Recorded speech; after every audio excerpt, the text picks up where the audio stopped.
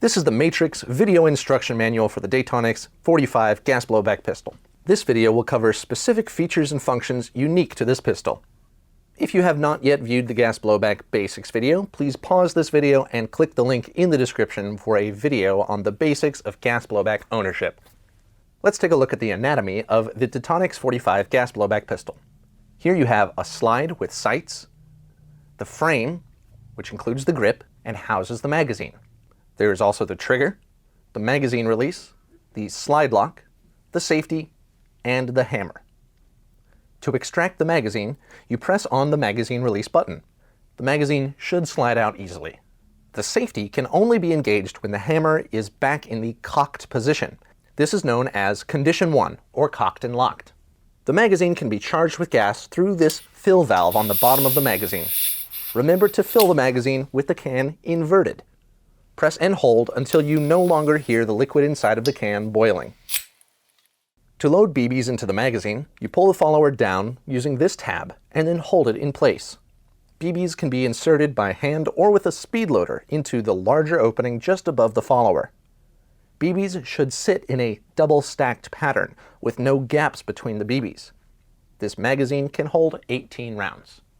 Keep in mind that this is a very small magazine, so rapid fire of this pistol will reduce gas efficiency. For better gas efficiency with rapid fire, it is recommended that you purchase an extended magazine. The hop-up can only be accessed by removing the slide. To do this, you must first remove the magazine. Next, pull back the slide so the first notch lines up with the tab on the slide release lever. Push the pin from the other side of the frame and remove the lever entirely. The slide can now be removed forward and off of the frame. Once removed, you can adjust the hop-up by turning this wheel on the underside of the hop-up chamber. To separate the barrel assembly from the slide, pinch the recoil spring and bushing together. The bushing may be difficult to move due to tight tolerances. The two recoil springs, spring guide, and bushing can then be removed back and away from the upper slide and barrel assembly. Now the barrel assembly can be removed out the front of the slide. Separating the inner barrel from the outer barrel requires a careful application of force. The two pieces are kept together by this surface. Apply leverage with your thumb at the same time as a backwards force, both prying the two surfaces apart and pushing the inner barrel free of the outer barrel. Once these surfaces have been separated, the inner and outer barrel are still connected by a spring and collar assembly.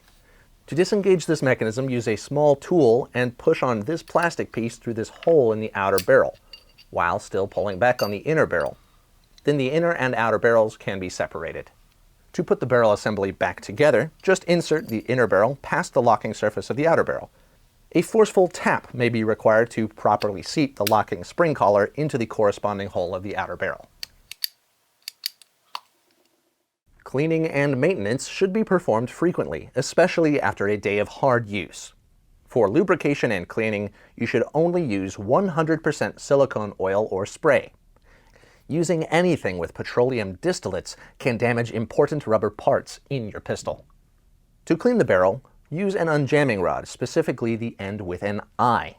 Thread a patch of paper towel through this eye and wet the patch with 100% silicone oil. Swab the barrel thoroughly with this wet patch. Then run dry patches down the barrel until they come away clean and dry. Silicone oil should also be applied to pieces and areas related to gas flow, such as the opening of the air nozzle and the piston head.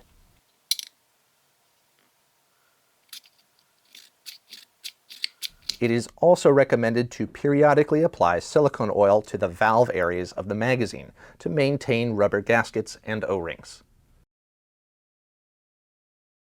Silicone oil should also be lightly applied to any high wear areas of the frame and slide. These areas can be identified by shiny metal. Keep these oil applications thin, as too much oil can quickly attract dirt, which can interfere with the function of the pistol. When reassembling the pistol, be careful not to scratch the frame when reinserting the slide lock lever. If you have any questions or concerns, you can contact us during normal business hours, Monday through Friday at 1-626-286-0360. or send an email to sales@evike.com.